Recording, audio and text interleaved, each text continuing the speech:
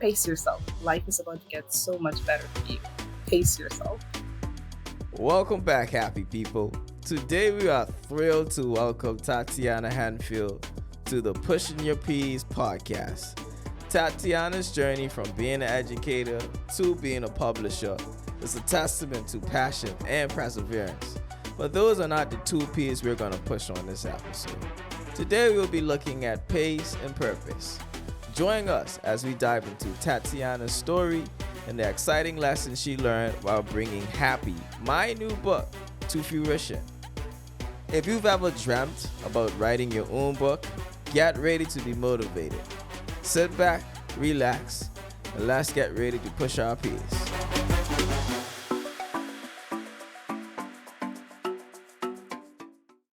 First of all, welcome to Pushing Your P's podcast. It's a pleasure to have you not only as a friend, but also my publisher, ladies and gentlemen. This is this is the chief in general of my new book, Happy, the piece to push to a happier life. And, I've had a great experience with this book.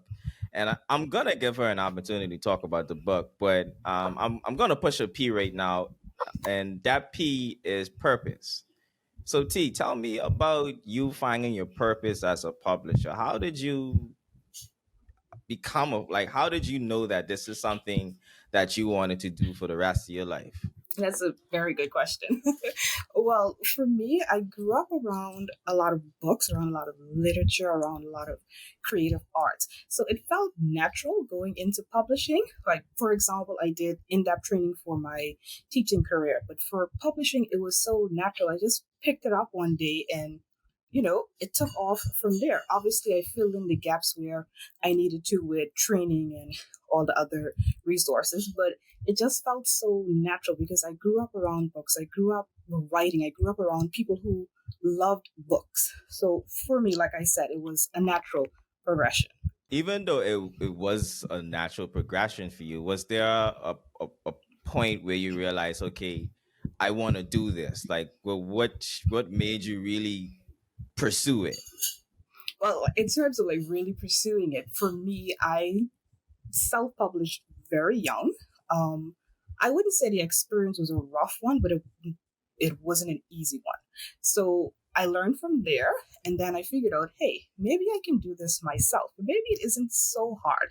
I mean, there would be bumps in the road, but it probably would be more creative, more entertaining, more suitable for myself. So that's how I picked up on publishing, just having that self-publishing experience with another company out of country and then saying, well, maybe this is something I can do for myself, and then eventually beginning to do it for other people. And that really pushed the mode for me, because when I began helping other people to publish their book or books or even find their voice within themselves to write, it really made me see that this was something I wanted to do.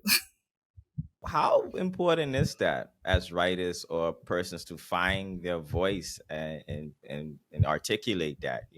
How important is writing to an individual? Oh my goodness, it is so vital. Like, I find that with persons that I've worked with, it's even therapeutic, if that makes sense. So there are people struggling with so many things here on this small island, right? And when they have the chance to write that out, to put pen to paper, it's like you can almost see a sigh of relief when they've released it.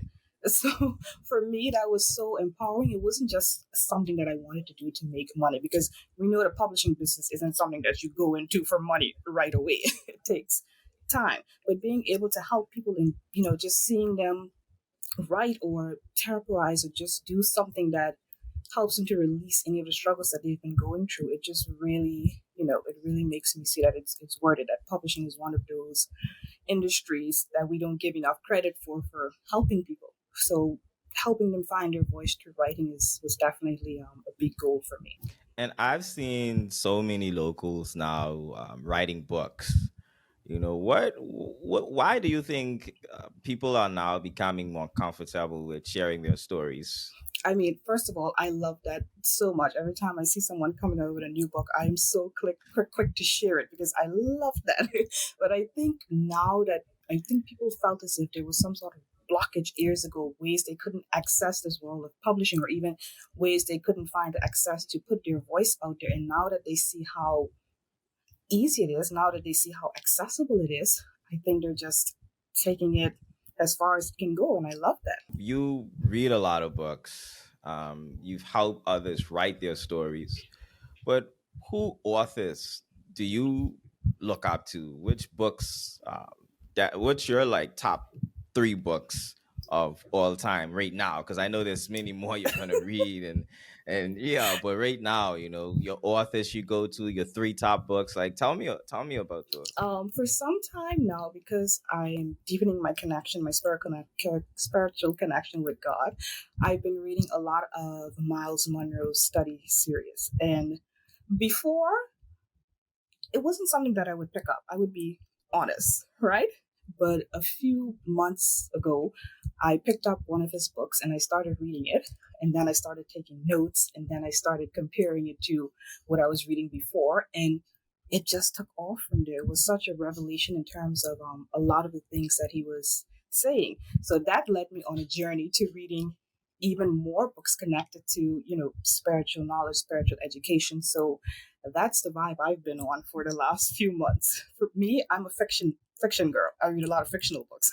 So for me to pick up a nonfiction book, it has to be something that really speaks to me. What are your top 3 books? Right now, the Miles Monroe series, anything Miles Monroe. What else have I been reading? Oh, so you really dived into Miles. Yeah, I'm really in there with him. What else have I been reading? I have been doing a deeper study of the Bible, and that's fascinating. I'm in the Old Testament now, Okay. and I definitely find that quite fascinating.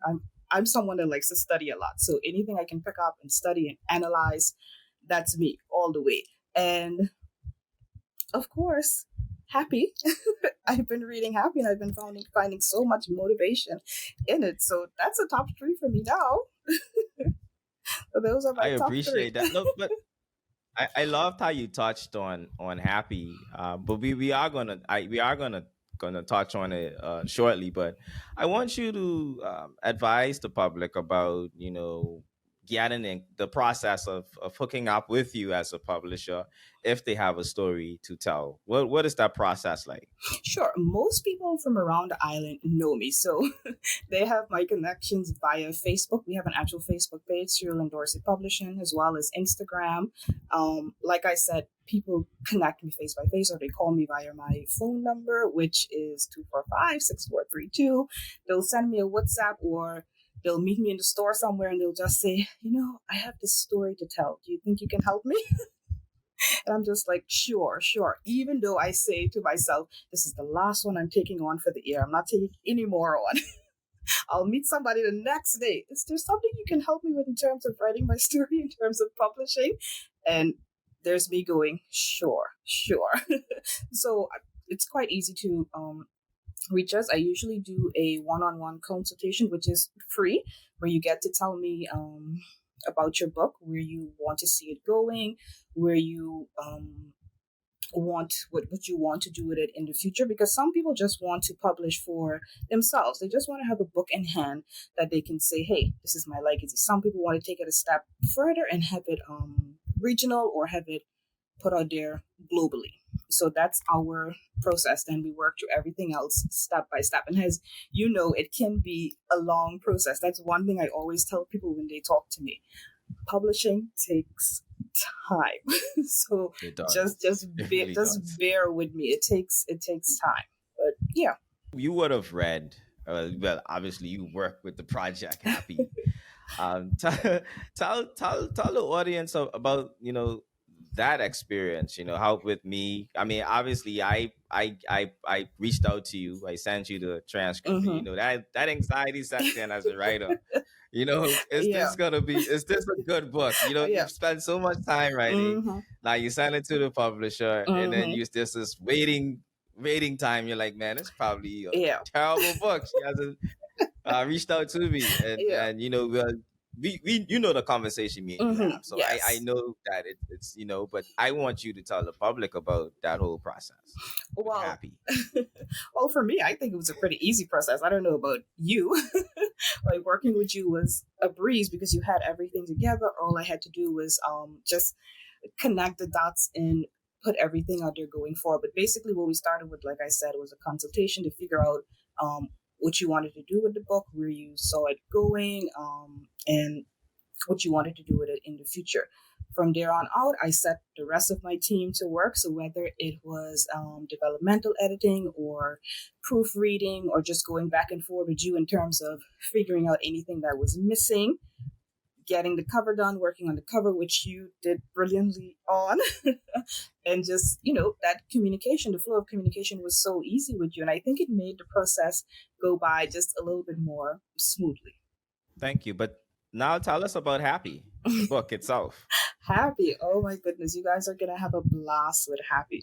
And I have a joke for you. When you sent me the manuscript first, right?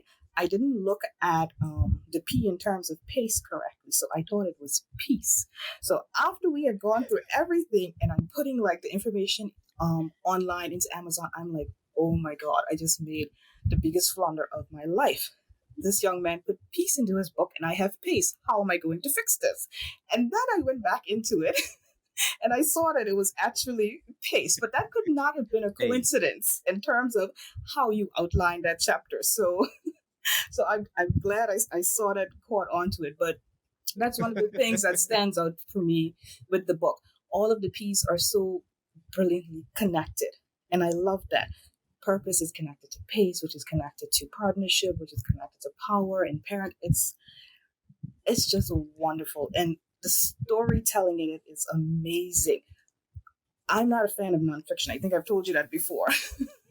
for me to, correct. for me You have. for me to pick up a nonfiction book, it has to really stand out. So when I started reading haPPy, I couldn't put it down. I'm going to be honest with you, and this is not me exaggerating or anything. I couldn't put it down because the art of storytelling. You talking about the people you work with, your memories of growing up in subcaves with your grandmother. Everything was just so beautifully put together. And I think that's one of the things that will really captivate your readers, that they could relate to what you're reading. It feels like a real story to them. It's not forced. So that's one of the things I really appreciate about haPPy. Job well done. Thank you so much. You know it's crazy, T. Everyone that's read the book thus far has given it positive results. And I'm a bit afraid because I'm like, are you all afraid to be honest with me? No, Because this no, book can't be that perfect, you know. no, But it everyone, is. and I'm really humbled by this experience. Don't get me wrong, because you, as a writer, you put in so much work on your craft, Mm-hmm. and when you have people saying so much positive things, I mean, I don't, I am very open. So I am open to negative criticism, but so far it's been these type of comments. Yeah. Everyone has said that they've enjoyed it and they've gotten gems out of it. And I Mm-hmm. wanted to give the public something that is a light in their world, Mm-hmm. especially our generation. My favorite chapter in the book was pace. I'll Oh, admit that, mine's too. because I we loved are right, right, because I feel like as millennials and even the younger generation, what Gen Zers are under us, and then this generation anyway, the younger people, it. Yeah. the, the younger people, we're living life fast, and Mm-hmm. in comparison, because we are the generation that had to deal with social media, Mm-hmm. right? And with social media, we are always in comparison. We always feel like we're not doing enough. Mm-hmm. And I wanted to challenge that narrative and allow people to, well, I reveal to people that you can live life at your own pace. Mm-hmm. You don't have to watch what everybody around you is doing. Everybody around you comes from different circumstances. Mm-hmm. Some people have more resources. Some people don't. Mm-hmm. It's unfair for us to compare ourselves and try to run this race of life and miss out on so many experience the small things around us. We get Mm-hmm. so caught up in the rat race that we we don't pay attention to the people around us. We Mm-hmm. start to feel alienated, and we start to feel like we're all alone in this world. And really Mm-hmm. and truly, it's just once taking the time out of your day to have one simple 5-minute conversation with your coworker, and that Yep. could change your whole life. Mm-hmm. Instead of just running all the time and just doing work all the time, trying to keep up with the Joneses. Mm-hmm. So I pace for me was really something I wanted to resonate with people, especially my generation. Mm-hmm. Mm-hmm. And I definitely think it did that. Like I have so much written down from from that chapter, and I could relate to it in so many ways because I felt myself, putting pressure to do so many things when I didn't necessarily have to. Like I have this really good friend that always says to me, "You've done so much," and I keep telling her, "What do you mean? What's the so much that I've done?" So I always feel as if there's something else that needs to be done, and having to disconnect yourself from that mentality takes so much time. But it's better if you don't get into that region because it's so hard pulling yourself out from that and just giving yourself grace to do things in your own way. Indeed, I love how you said grace. That's so Hmm. important because sometimes we're super tough. We are our Yeah, hardest critic. yeah, definitely. Yeah. Hmm. But T, thank you so much for taking on my project. Uh, it's been a pleasure working with you through this whole thing, and I think, well, I told people I'm going to take a good break now from writing. You deserve Well, it. yeah, I'm going to take a break. But I do have about I have one more book in my mind Hmm. that I want to write. um, so probably I'm not sure when I'm gonna feel that fire again to start that process. Yeah. But definitely I'll be reaching out to you so that we can once again create a classic. And it was such an honor working with you. It was such an honor working with you. Thank you for choosing Cyril and Dorsey Publishing when you could have gone anywhere else. We really appreciate No problem. Now you're on Pushing Your P's it. podcast.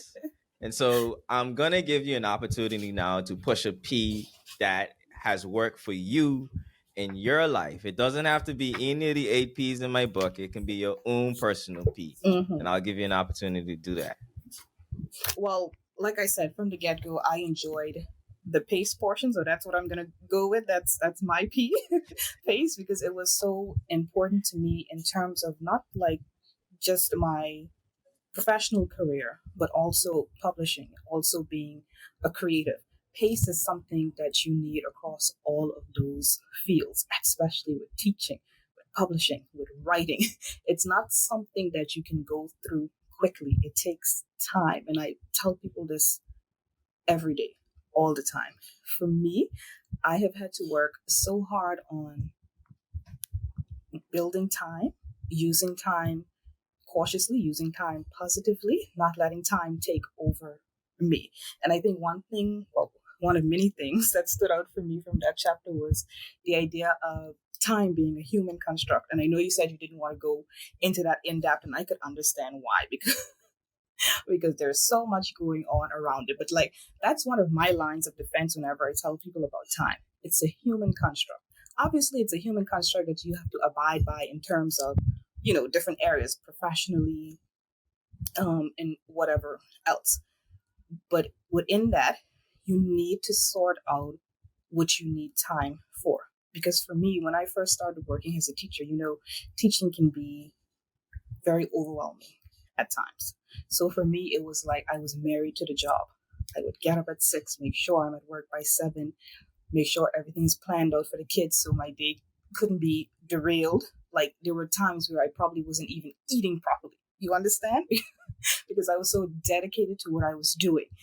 And the one thing that stopped me, and it might sound very harsh, the one thing that stopped me was literally people, saying to me, you need to slow down. This isn't what life is about. You're not the greatest at this. You're not going to be the greatest at it. So just take your time and, slow down. And that's one thing that made me see it so differently in terms of working and finding that work-life balance. Now, I would say I'm a lot better at it. I'm a lot better at pacing out time and doing what needs to be done and finding time for for family, for the things that you want to do, finding time for God, which is the most important aspect of my life right now, because so many things were shut out when I was just focusing on that one thing. And I think that connects so nicely to purpose, where you're talking about purpose being multifaceted. I love that. Where your purpose isn't just in one place. Your purpose isn't always going to be in one place. And coming from a society or a time where we saw a lot of our elders, a lot of our older folks just sticking to one thing and saying, I'm going to see this out until, no matter what it's doing to them. So I'm glad that you put those chapters together so we could begin to like evaluate what we really want in terms of timing, what we want in terms of purpose, what we want in terms of our own life, the things that we want to change eventually. So, yeah. You know, I glad you touched on purpose. You know, I thought, and you know, purpose was not supposed to be in the book. I saw that. It was not supposed to be in the book, and Mm-hmm. you know, it's a spiritual experience that brought it into the book. And you know, Mm-hmm. I wrestled for quite some time with that chapter because Mm-hmm. I didn't want to listen. I Mm-hmm. think what chapter was supposed to be there. I can't remember the chapter that was positivity. Was it? Yeah, I you think it did was say positivity. positivity. Yes. Yeah, I think it was positivity that was supposed to be there, and I wrestled, and after the getting these messages that keep recurring, I'm like, you know what, God, Mm-hmm. I hear you. I'm gonna write about purpose, Mm-hmm. and you know, writing about purpose, I realized that it evolves Mm-hmm. because we are evolving. Exactly. Mm-hmm. We evolve by the day, Mm-hmm. and so why are we putting ourselves in a box? Mm-hmm. Why are we saying this is the only thing that we can do and God is unlimited with this capacity and we are Exactly. made in his image. We are made right. We are but made but in but his we're image. limited our own purpose. Something doesn't Exactly. connect, right? It it doesn't make any sense. Mm-hmm. You know? And so I challenged that in that chapter in the sense that, you know, I'm with the examples that I use of individuals, you know, we can hold many talents that we can use interchangeably so that each and every day our lives have meaning. Mm-hmm. You know, today I'm doing videography. Tomorrow I'm hosting a show. Mm-hmm. Later in the evening, I'm doing a speaking engagement. That Mm-hmm. adds a lot of flavor and spice to the life that I'm Exactly. living, and it gives me Exactly. something to look forward to within three Mm-hmm. areas. And with all those areas that I mentioned, Mm-hmm. there's a whole heap of people that I connect with and individuals that I meet, and that improves you know, my social capacity. Mm-hmm. And you know, it's a life of fulfillment and meaning when you don't put purpose in a Mm-hmm. box. And so Yep. that's why that's what God led me to, I would say, because Mm-hmm. it was not something that I intended to put in the book. Mm-hmm. That's the thing with purpose and God, isn't it? It's something we Right. try to run away or escape from all the time, but you're always gonna end right back up where you need to be along Oh, the trust way. me. That's it's the story of Jonah and the whale. Uh-huh. Yeah, pretty much. But yeah. Mm-hmm. Thank you so much for sharing that. And I also want to give you the opportunity to plug in your business and Yes. also tell us about. I know you're a publisher, but I'm pretty sure you offer other services as well. So so Yes. you can share with my audience. So Yeah. generally, everyone knows Cyril and Dorsey Publishing to just do publishing, but we also have a range of other services. I'll go a little bit into what inspired Cyril and Dorsey Publishing and where we're hoping to go from here. So, Cyril and Dorsey Publishing was born out of the idea to just have more local literature, and I'm sure you can relate to this too. Growing up, a lot of the books we read in school always came from like other Caribbean countries. So everything we read was connected to other Caribbean cultures, identities, history, which is great. But I thought it was time that Turks and Caicos was able to shine as well. So the motivation came from that, just to have more local literature being featured here in the islands. And then it extended to having more local authors, because the original idea was just to have books featured on the history, culture, heritage of the country. Then more people started coming forward saying they wanted to share books, and I was really motivated by that. Um, I do want to extend that into the Caribbean region, because I've been having people from different countries coming as well saying, hey, I want to begin my publishing journey. So that's something I'm excited about as well. And then reaching that global diaspora from people from across other countries that have roots in the Caribbean, just having them work with us as well. So that's Cyril and Dorsey Publishing, just in a little blip for you. Like I said, we can be contacted via our Facebook page, Cyril and Dorsey Publishing, our Instagram pages, or you can contact me via phone 245-6432. I'm always open for a conversation. So on my shows, I always end with a off the wall question. something unrelated. Okay, let's hear it. Right? So if you could travel anywhere in the world right now, where would you go and what would you do?